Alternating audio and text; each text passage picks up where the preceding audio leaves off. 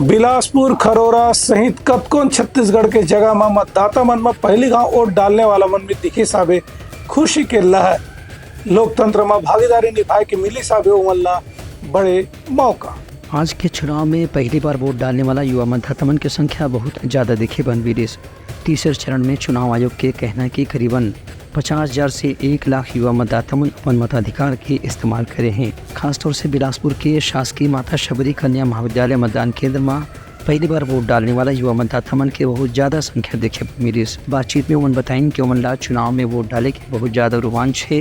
अपन vote डाले के अधिकार के इस्तेमाल करके उमन ला बहुत खुशी के अनुभव हुआ थे। वहीं खरोरा में भी आज युवा मतदाता मन के भारी लाइन और संख्या देखी बर मेरी युवा मतदाता मन के कहना जैसे कि सरकार कोई भी हो उमन देश के विकास पर संकल्प लेके काम करना चाहिए, यही उमन के सपना है। प्रदेश के अलग अलग इलाका में भी युवा मतदाता मन के बड़ संख्या में वोट डाले के अधिकार करे के इस्तेमाल की जानकारी मिले है। Bureau report Lucknow news.